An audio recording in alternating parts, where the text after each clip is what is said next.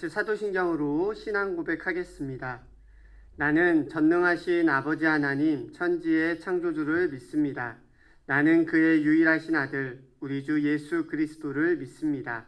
그는 성령으로 잉태되어 동정녀 마리아에게서 나시고 본디오 빌라도에게 고난을 받아 십자가에 못 박혀 죽으시고 장사된 지 사흘 만에 죽은 자 가운데서 다시 살아나셨으며 하늘에 오르시어 전능하신 아버지 하나님 우편에 앉아 계시다가 거기로부터 살아있는 자와 죽은 자를 심판하러 오십니다. 나는 성령을 믿으며 거룩한 공교회와 성도의 교제와 죄를 용서받는 것과 몸의 부활과 영생을 믿습니다. 아멘. 다 같이 찬송가 88장 찬양하겠습니다.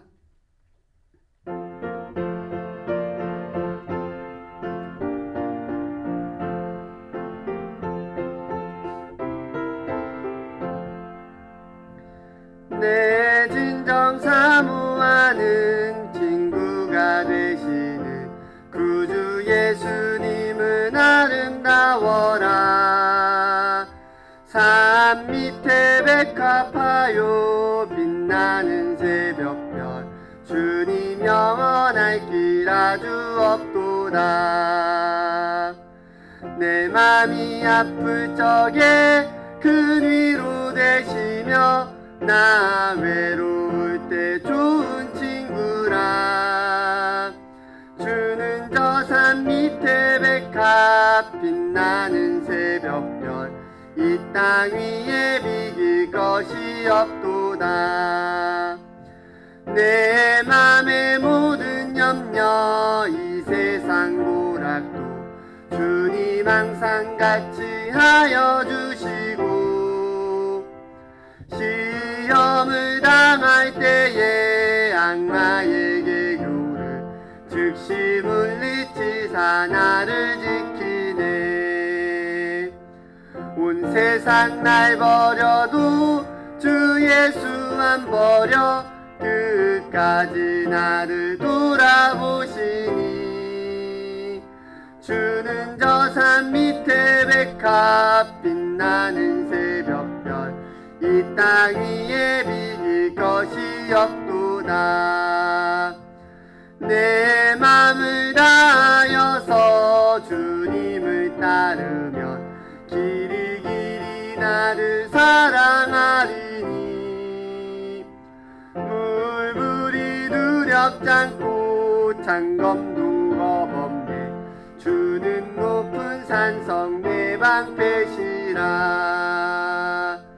내 영혼 먹이시는 그네 누리고 나 친히 주를 뵙기 원하네.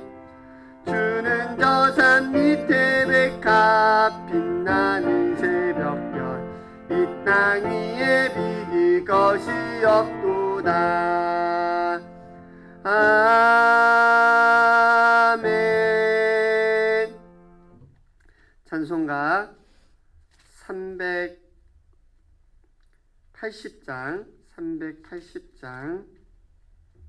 찬양하겠습니다.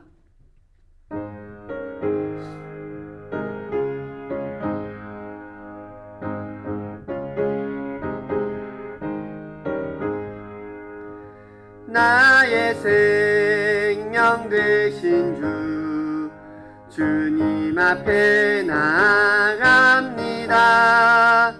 주의 흘린 보혈로 정케하사 받아주소서. 날마다 주를 찬송하겠네. 주의 사랑 줄로서 나를 굳게 잡아매소서. 괴로운 세상 지낼 때 나를 인도하여 주소서. 주를 믿고 나가면 나의 길을 잃지 않겠네. 날마다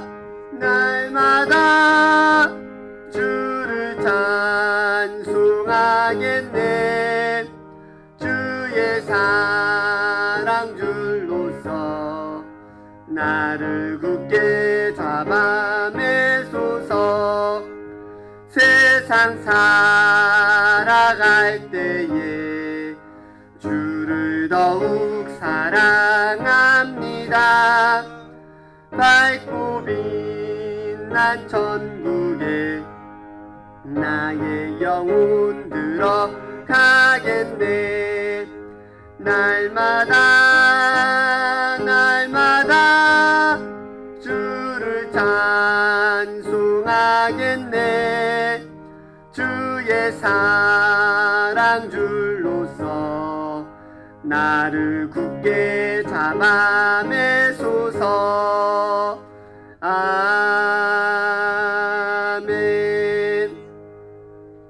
찬송가 539장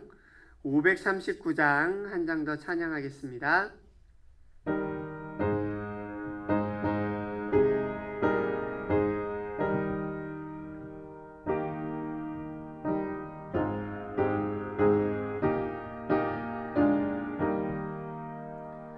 너 예수께 조용히 나가 내 모든 짐 내려놓고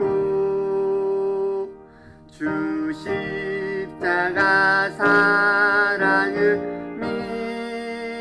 믿어 죄사함을 너 받으라. 주 예수께 조용히 나가 내 마음을 쏟아놓으라. 늘은 미리 보시는 주님 그 은혜를 베푸시리. 주 예수의 은혜를 입어 내 슬픔이 없어지리. 내 이웃을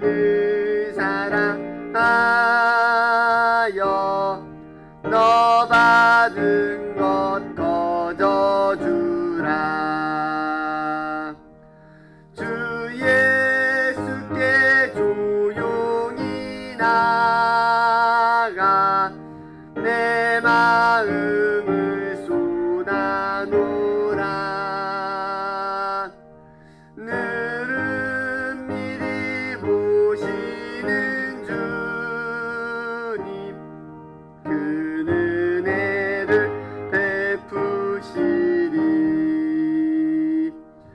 주 예수를 친구로 삼아 내 옆에 모시어라. 그 영원한 생명 샘물에 내 마음 꼭 죽이어라.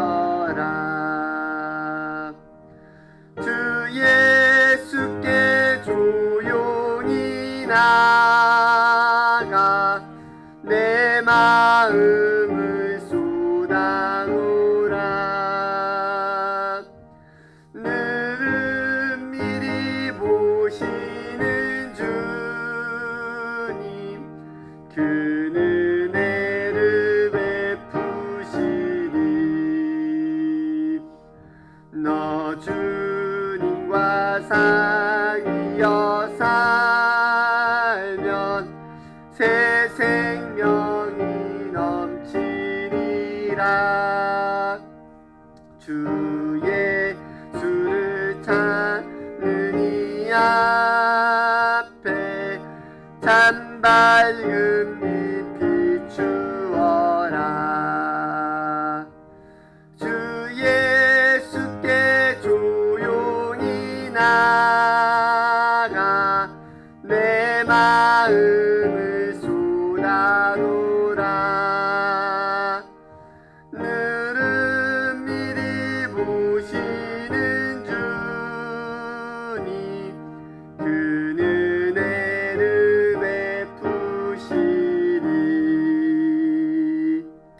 아멘. 이 시간 함께 기도하며 나아가겠습니다. 성령 하나님, 우리와 함께하여 주시고 이 시간 우리의 마음을 조명하여 주셔서 선포되는 말씀을 깨닫게 하시고 또 그 말씀대로 살아갈 수 있는 믿음과 용기를 허락하여 달라고 성령님의 도우심을 구하며 각자의 자리에서 기도로 나아가겠습니다.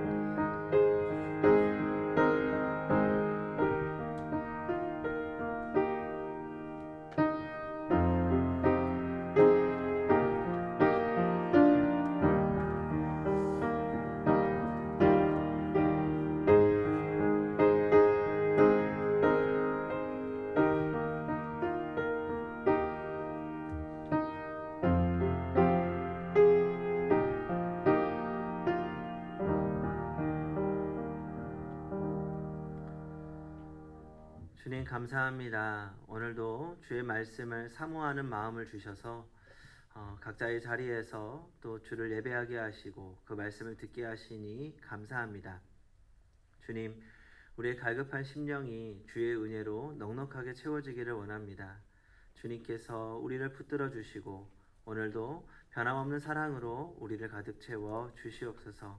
오늘도 하나님의 임재하심 가운데 영과 진리를 다하여 예배하기 원합니다. 주여, 우리의 예배를 받으시고 우리의 기도에 응답하여 주시옵소서. 이 모든 시간 처음부터 끝까지 함께 하시는 줄 믿으며 예수님의 이름으로 기도합니다. 아멘. 오늘 우리에게 주시는 하나님의 말씀은 하박국서 1장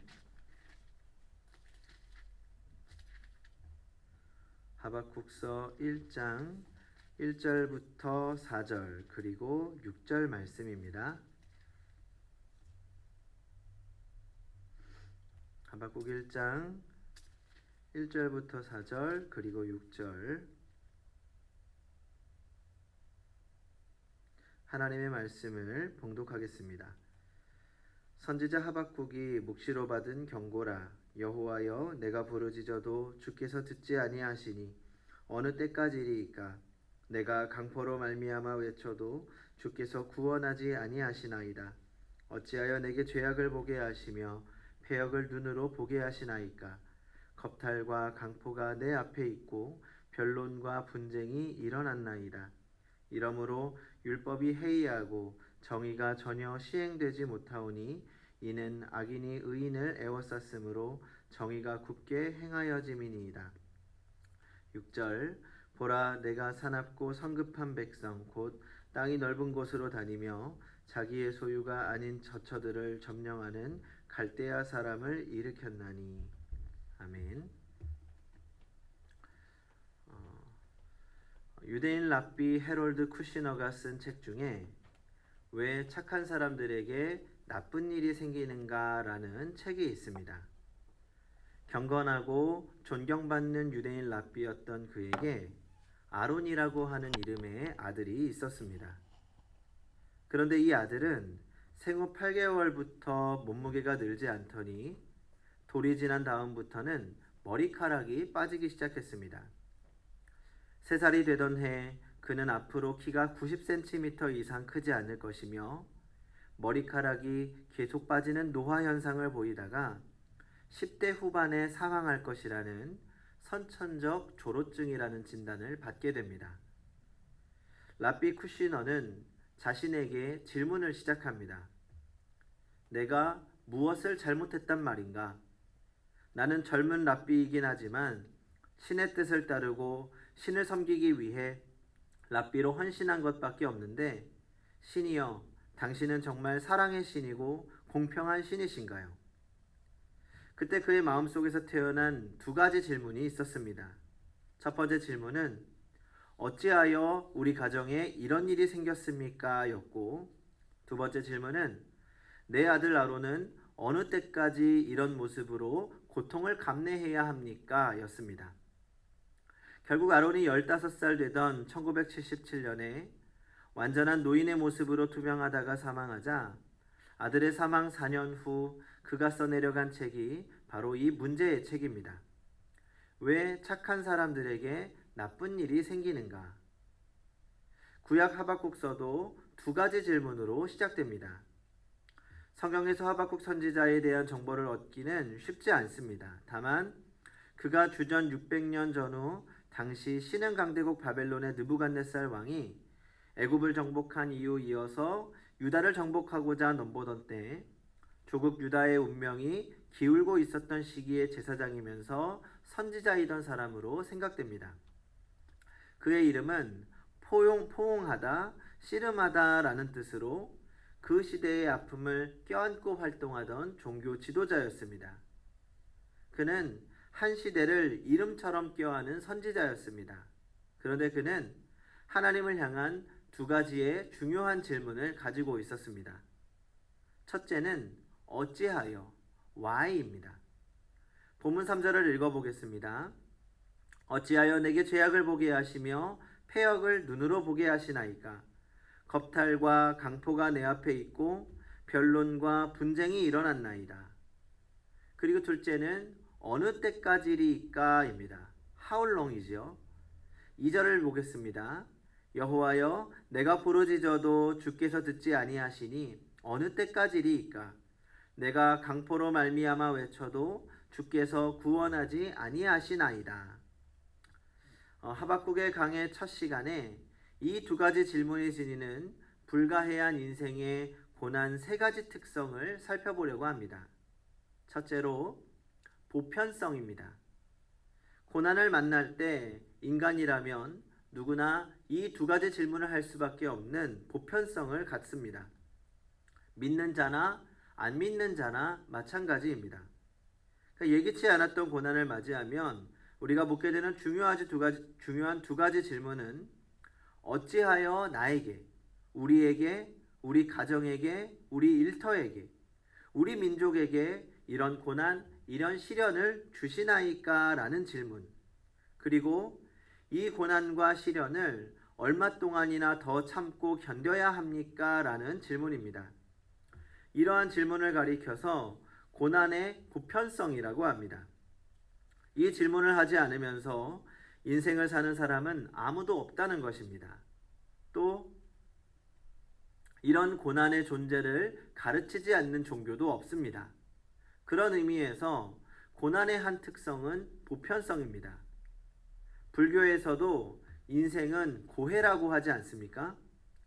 불가 교훈 중에 아들을 잃은 한 여인의 이야기가 있습니다. 이 여인은 슬픔에 몸부림치며 괴로워하다가 부처님을 찾아와서 아들을 살려달라고 애원합니다. 그러자 부처님은 이 성중에 다니며 죽음이 지나가지 않은 집에서 겨자씨 한 움큼만 가지고 오면 살려주겠다고 말합니다. 겨자씨를 구하는 것은 어렵지 않았지만 죽음이 지나가지 않은 집이 있었을까요? 결국 아들을 살리지 못했지만 그 여인이 깨달은 진리가 무엇입니까? 죽음을 경험하지 않는 인생은 아무도 없다는 것이었습니다. 그리고 자기 아들의 죽음이라는 현실을 수용하게 되었다는 것입니다. 성경에도 한 번 죽는 것은 사람에게 정해진 것이요 그 후에는 심판이 있으리니 라고 하지 않았습니까? 역시 죽음은 피할 수 없다고 가르칩니다. 야고보서 1장 2절은 내 형제들아 너희가 여러 가지 시험을 당하거든 온전히 기쁘게 여기라 라고 말합니다. 인생의 길에는 피할 수 없는 여러 가지 시험이 있다는 것이지요. 그러나 성경의 가르침이 불가의 가르침과 다른 것이 무엇입니까? 그냥 죽음과 시험을 수용하라는 것이 아닙니다. 시험이 올 때 기뻐하라고 말합니다. 왜 그렇습니까? 계속되는 야고보서 1장 4절에 보면 너희로 온전하고 구비하여 조금도 부족함이 없게 하려 함이라 라고 말합니다. 시험과 고난에도 적극적인 뜻이 있다는 것입니다. 그리고 하나님이 허용하신 시련과 고난은 궁극적으로 우리를 유익하게 하며 죽음조차도 결국은 하나님의 뜻 가운데서 허용된다는 것입니다.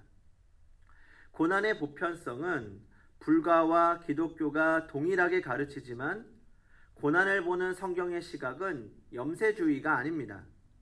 기독교는 끝까지 인생을 긍정합니다. 고난의 가치조차도 긍정하는 낙관주의입니다. 그러나 누구나 고난을 경험한다는 보편성만은 불가의 가르침에 동의합니다. 둘째로 모호성입니다. 인간 고난의 이유에 관한 한 모호성이 존재합니다. 어떤 철학자도 어떤 신학자도 속 시원한 해답이나 고난의 이유를 제공하는 사람은 없습니다. 고난의 이유와 해답이 주어졌다면 우리는 더 이상 이런 질문을 안 하게 될 것입니다. 그러나 이 질문이 계속되고 있다는 사실 자체가 고난의 모호성을 증명하고 있는 것입니다. 심지어는 성경도 이 고난의 원인에 관한 한 침묵을 지키고 있습니다. 성경에서 가장 유명한 고난의 책 욥기는 결코 고난의 이유를 대답하지 않습니다. 이 욥기에 등장하는 친구들만은 그 이유를 알고 있다고 말합니다. 즉 욥의 죄가 고난을 초래했다는 것입니다. 그러니까 원인 없는 결과는 없고 따라서 고난은 죄의 원인에 대한 결과입니다. 사실 이러한 진단은 고난에 대한 인과론을 가르치는 불가의 교훈과 크게 다르지 않습니다.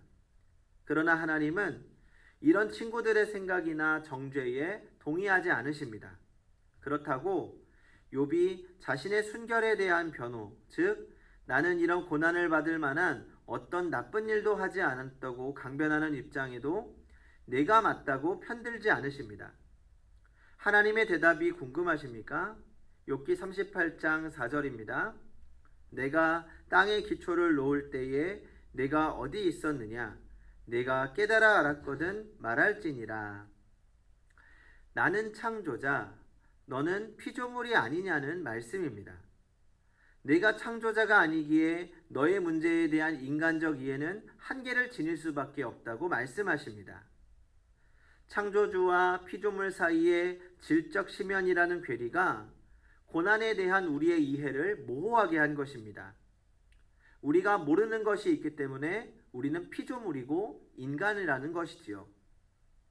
이러한 모호성이 가능한 또 하나의 성경적 이유는 하나님이 우리에게 주신 자유에서 비롯됩니다.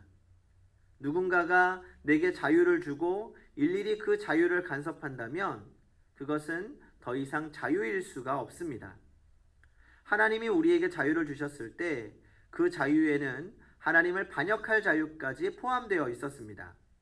그리고 그 자유는 하나님이 우리에게 하시는 일과 우리가 하나님에게 할 수 있는 일의 한계를 지울 수밖에 없었습니다. 어떤 신학자는 하나님이 인간에게 자유를 주셨을 때 스스로의 자유에 한계선을 그으셨다고 말합니다. 그는 전능하시지만 그가 못할 일을 스스로 수용하신 것입니다. 이제 하나님은 자신의 존재의 속성을 거스르는 일을 하실 수 없으십니다. 예를 들어서 하나님은 거짓말하실 수 없습니다. 하나님은 스스로 만드신 한계의 법칙을 대체로 깨뜨리지 않으십니다. 물론 예외는 있고 성경은 그것을 기적이라고 부릅니다. 기적은 자주 일어나는 것이 아니기 때문에 기적이라고 말합니다. 그래서 하나님도 기적 대신에 그만이 아시는 어떤 이유로 많은 경우 침묵하고 계십니다. 그래서 많은 경우 성경의 하나님은 인간의 자유를 간섭하지 않으시고자 우리의 고난에 개입하시는 대신 함께 아파하는 고통을 선택하십니다. 이것이 우리의 고난을 이해 못하는 소위 모호성의 한 원인일 수가 있다는 것입니다. 그러나 성경은 고난의 이유의 모호성을 영원한 신비로 남겨두지는 않으십니다. C.S. 루이스 교수의 표현을 빌리면 우리가 얼굴을 찾을 때까지입니다. 바울 사도의 대답은 우리가 잘 아는 고린도전서 12장, 13장, 12절에 기록되어 있습니다. 우리가 지금은 거울로 보는 것 같이 희미하나 그때에는 거울과 얼굴을 대하여 볼 것이요 지금은 내가 부분적으로 아나 그때에는 주께서 나를 아신 것 같이 내가 온전히 알리라 라고 말씀하십니다. 그때 우리는 비로소 우리가 이 땅에서 겪는 말도 안 되는 고난의 이유를 알게 될 것입니다. 그러나 그때까지 우리는 계속 왜, 어찌하여, 그리고 어느 때까지니까 라는 질문을 지속할 것입니다. 여기 고난에 모호성이 있습니다. 그러나 그때까지입니다. 우리가 주님 앞에 설 때까지, 그분의 얼굴을 배울 때까지, 그리고 그분이 다시 올 때까지입니다. 세 번째로 관계성입니다. 그런데 이 두 가지 질문에는 중요한 전제가 있습니다. 그것은 적어도 그리스도인들에게 이 질문의 대상은 하나님이라는 것과 이 질문을 하면서 하나님에게 다가서고 있다는 것입니다. 그리고 그 하나님과 관계를 맺고 있다는 것입니다. 이것이 하나님의 백성된 이들, 그리스도인들의 특권입니다. 하나님을 모르는 사람들은 이런 고난의 밤을 통과하며 누구에게 질문을 할까요? 자기 자신에게 하지 않겠습니까? 그러나 불완전한 존재, 죄인인 한계를 지닌 자신에게 질문하는 한 그 언젠가라도 해답이 있겠습니까? 그러나 하박국은 불평할지언정, 불만을 토로할지언정 명백한 기도의 대상이 있습니다. 여호와 하나님이십니다.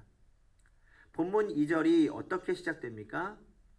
여호와여, 내가 부르짖어도 주께서 듣지 아니하시니 어느 때까지리까? 3절에는 유대의 죄악 리스트가 등장합니다. 그것은 폐역, 겁탈, 강포입니다. 4절에는 무율법의 상황, 정의의 왜곡이 지적됩니다. 당시 유대는 내적으로는 도덕적 부패와 무질서가 창궐하고 있었고, 외적으로는 바벨론의 침략에 직면한 소위 내후외환의 위기 앞에 서 있었습니다. 그리고 사실상 유다 민족의 부패에 대한 하나님의 정결하게 하시는 심판으로 하나님이 바벨론을 일으키신 것이라고 6절에서 말씀하십니다. 6절입니다. 보라, 내가 사납고 성급한 백성, 곧 땅이 넓은 곳으로 다니며 자기의 소유가 아닌 거처들을 점령하는 갈대아 사람을 일으켰나니. C.S. 루이스의 우리가 얼굴을 찾을 때까지에 보면 오루알이라고 하는 주인공 공주가 등장합니다. 그녀는 자신의 동생과 달리 추한 얼굴을 가지고 있었기 때문에 늘 베일을 쓰고 다닙니다. 그러나 그녀가 자신의 얼굴을 타인들에게 가리는 것은 결국 자신에게도 가리는 것입니다.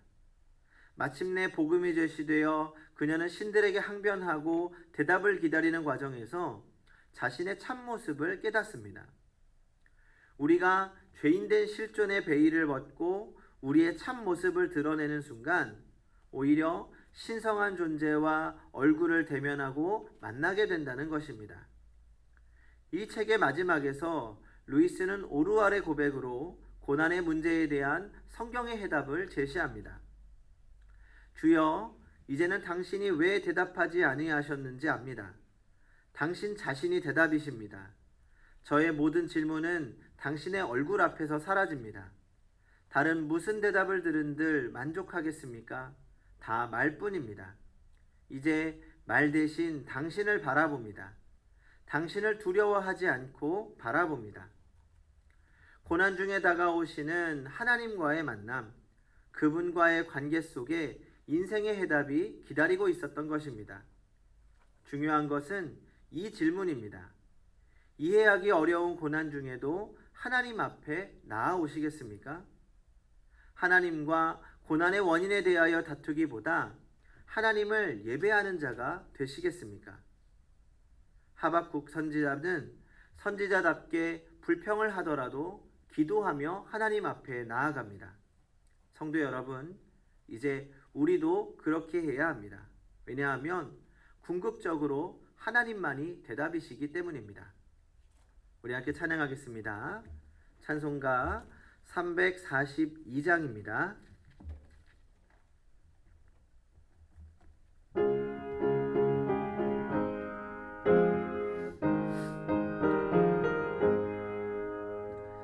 너 시험을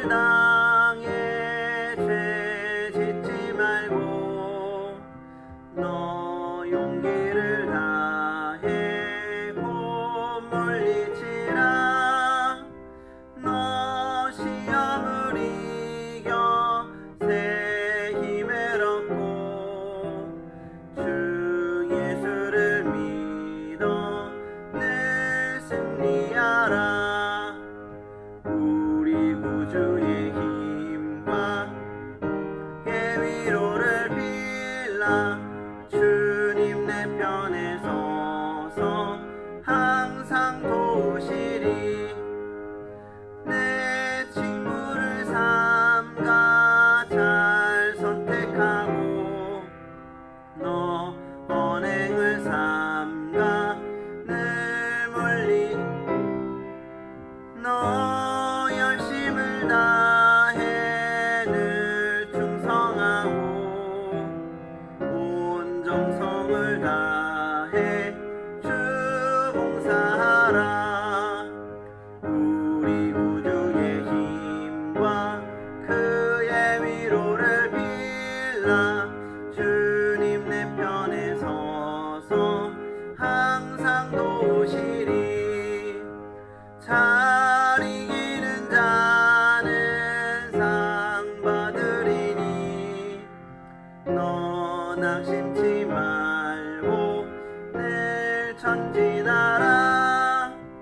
내 구세주 예수 힘 주시리니 주 예수를 믿어 늘 승리하라. 우리 구주의 힘과 그의 위로를 빌라. 주님 내 편에 서서 항상 도우시리. 아멘. 우리 시간 고난의 문제를 함께 생각하며 기도하려고 합니다. 이 시간 우리에게 찾아온 고난이 나에게만 다가온 것이 아니라 우리 모두가 겪고 있는 고난이라는 것을 이해할 수 있는 믿음을 달라고 기도하겠습니다.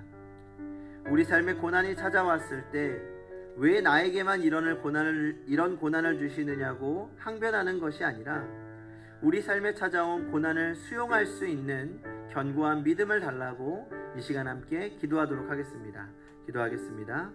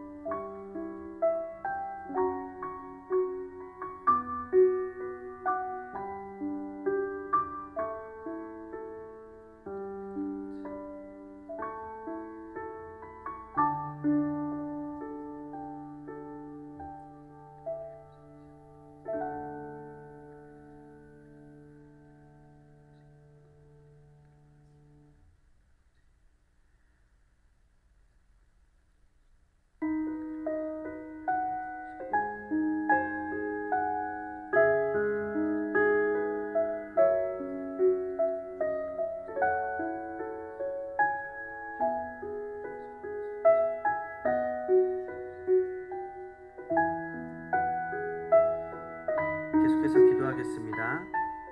우리는 찾아온 고난의 이유를 알지 못해 더 힘이 듭니다.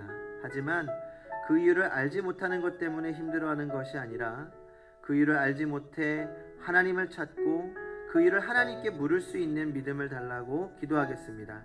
또한 언젠가 주님 앞에 서서 주님의 얼굴을 보고 그 이유를 깨닫게 될 것을 믿는 믿음을 달라고, 지금 이유를 알 수 없는 고난들 속에서도 주를 붙잡고 주님 안에서 주께 묻게 하여 달라고 이 시간 함께 기도하도록 하겠습니다.